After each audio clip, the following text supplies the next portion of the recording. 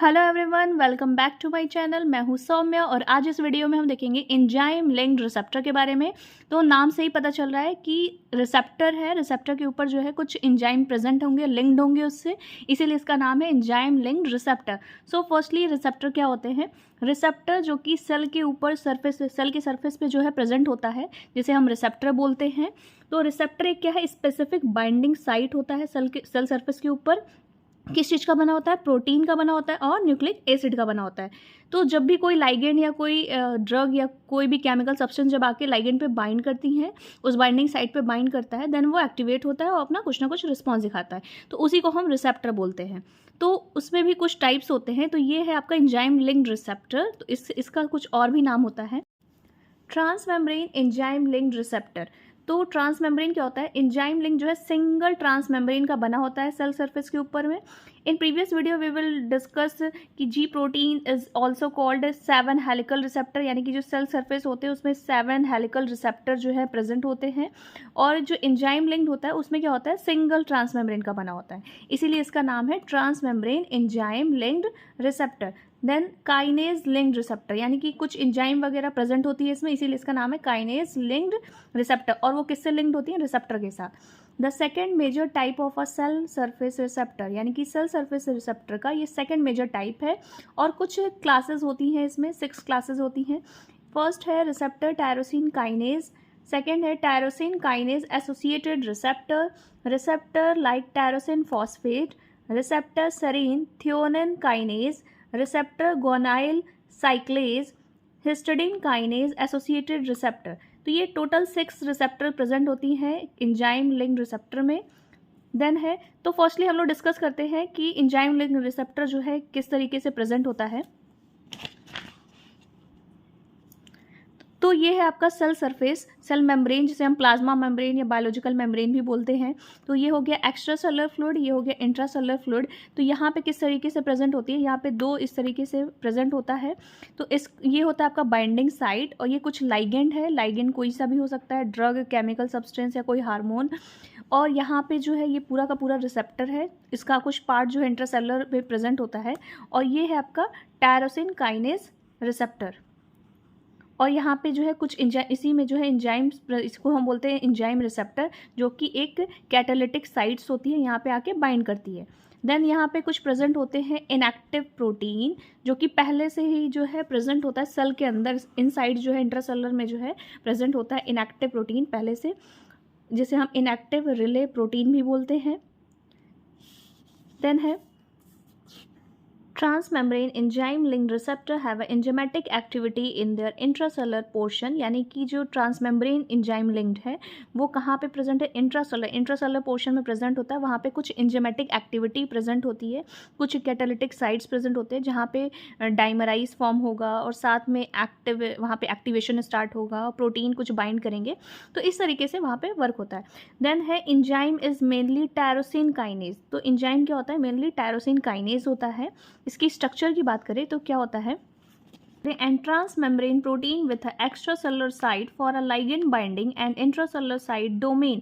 तो क्या होता है कि ट्रांसमेम्ब्रेन प्रोटीन जो होती है उसमें जो एक्स्ट्रा सेलुलर है, उस एक्स्ट्रा सेलुलर साइट पे क्या होता है? लाइगेंड लगे होते हैं, लाइगेंड बाइंडिंग साइट लगी होती है जहाँ पे आके बाइंड करेगा, देन एक्टिवेशन स्टार्ट होगा। इंट्रासेलुलर साइट में डोमेन होते हैं, और डोमेन में क्या होता है? Carry out the catalytic activity.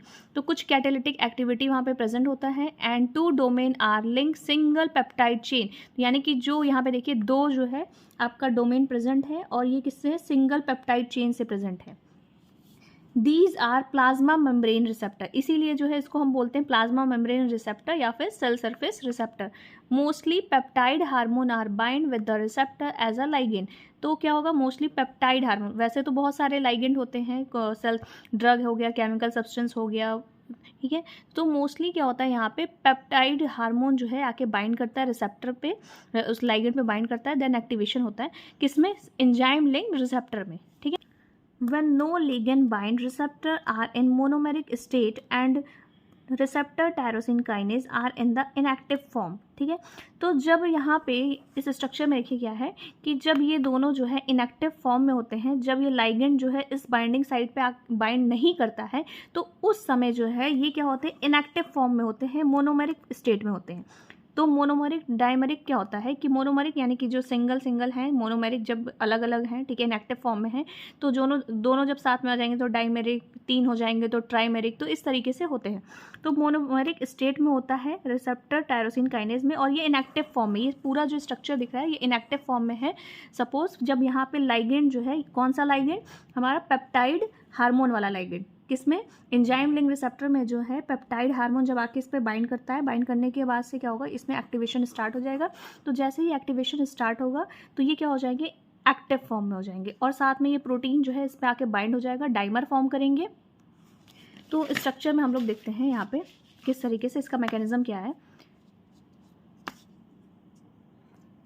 तो यहाँ पे फर्स्टली क्या है, extra cellular fluid, intracellular fluid, और ये है आपका सेल मेम्ब्रेन, प्लाज्मा मेम्ब्रेन। तो यहाँ पे होता है क्या, ये दोनों अलग अलग हैं, ठीक है, ये दोनों जो है अलग अलग दूर दूर रहते हैं।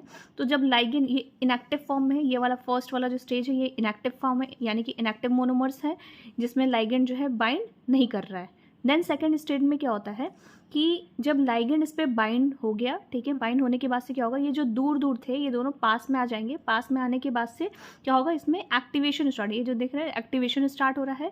साथ में जैसे ही एक्टिवेशन स्टार्ट होगा तो ये क्या फॉर्म कर देंगे, डाइमराइजेशन एंड एक्टिवेट कर देंगे रिसेप्टर टायरोसिन काइनेज को। ये जो पोर्शन था इसको हम क्या बोल रहे थे, रिसेप्टर टायरोसिन काइनेज बोल रहे थे, जो कि एंजाइमेटिक एक्टिव साइट है।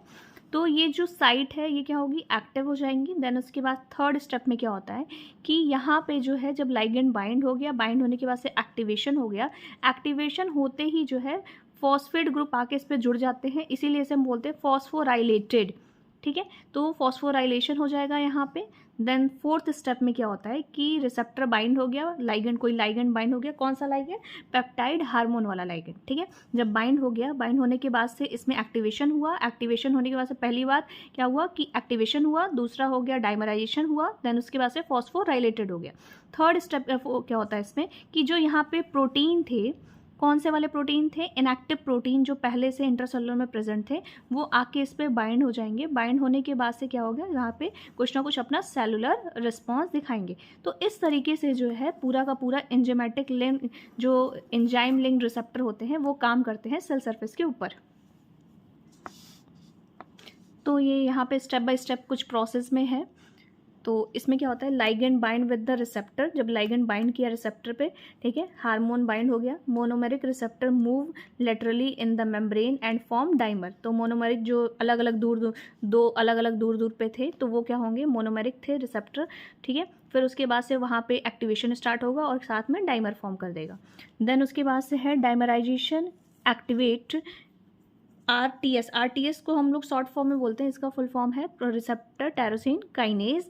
तो रिसेप्टर टायरोसिन काइनेज जो थे वहाँ पे इंट्रासेलुलर में एक्टिवेट हो जाएंगे, डाइमराइज फॉर्म कर लेंगी, ठीक है।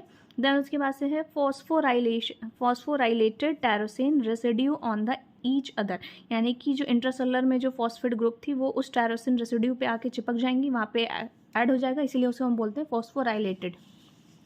देन है इंक्रीज एफिनिटी फॉर प्रोटीन, फिर वहाँ पे क्या होगा, उसकी एफिनिटी जो है इंक्रीज हो जाएगी, वहाँ की प्रोटीन जो है वो आके उस पर बाइंड कर जाएगा, जो कि इनएक्टिव थे वो अब एक्टिव फॉर्म में हो जाएंगे। Protein bind with the receptor tyrosine kinase और साथ में अपना सेलुलर रिस्पॉन्स दिखाएंगे। तो इस तरीके से जो है पूरा का पूरा वर्क करता है एंजाइमेटिक लिंक्ड रिसेप्टर, यानी कि enzyme linked receptor. I hope you will understand what is enzyme linked receptor. For this informative video, please like, subscribe, comment and share. Thank you.